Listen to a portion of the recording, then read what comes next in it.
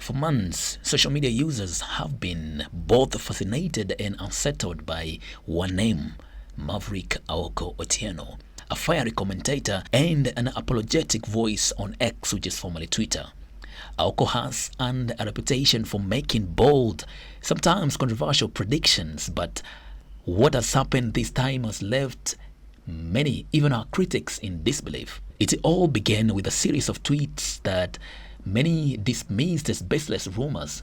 Aoko had posted that something tragic was about to happen or to befall to the Luo nation and hinted that the political landscape was about to change forever.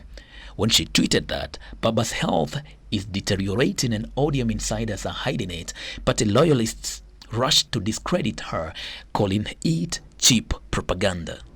But then came one tweet that sent shockwaves across social media. On October 14th, Aoko posted, "Two Luo legislators are fighting over who will hold or carry Baba's casket. The battle for the throne has already begun." Then some other words in Luo. Many took it as tasteless jokes, others as political satire.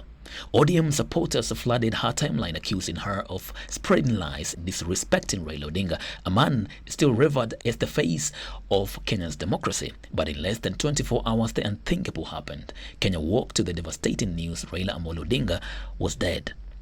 The entire country was thrown into mourning, from Kisumu to Kibra, and the mood turned somber as tributes poured in from across the world. One question began to dominate social media: how did Aoko know, and what was her sources? Her earlier tweets resurfaced instantly. Screenshots of prophecy flooded X, Twitter, TikTok, Facebook, and some called her the woman with insider information. Others labeled her as the modern day seer. A few even suggested that she might have connection with deep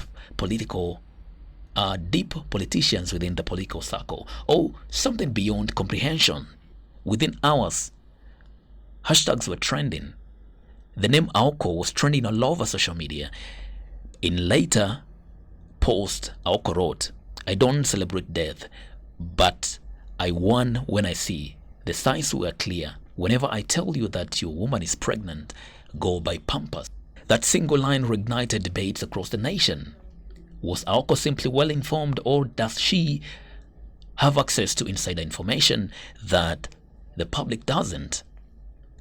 Some insiders now claim that Aoko has close links to politicians, journalists, and even members of the ODM Secretariat, and a network that feeds her early intelligence. Others argue that she has simply mastered the art of reading political patterns before they unfold. Either way, what happened after Raila's death has placed Aoko in a spotlight once again. Many Kenyans are now rereading her old tweets, wondering what else she could have just hinted and what might still come true. Interestingly, Aoko had also tweeted about the power struggle within the Luo community, predicting that young leaders would rise to replace the old guard. And just days later, Babu Owino was symbolically crowned as the new king of the Luos during Raila's body viewing at Kasarani. Coincidence, or is it coincidence, or another prophecy fulfilled? Whatever the case, Aoko Otieno has once again proven that she is not just another loud voice on social media. She is a woman who somehow sees beyond the surface. And as Kenyans continue to mourn the loss of Baba, many are now watching our timeline more closely than ever, waiting for the next post, the next revelation. Because as this story shows, when Aoko Otieno tweets, Kenya listens. What are your thoughts on that? My name is King Radio King _Matela. Tell me how you feel about it. This is definitely M Radio, where you belong. Subscribe for more, and we'll be keeping you close to this story. As the story continues to develop, I'll be with you hapa kwa hapa.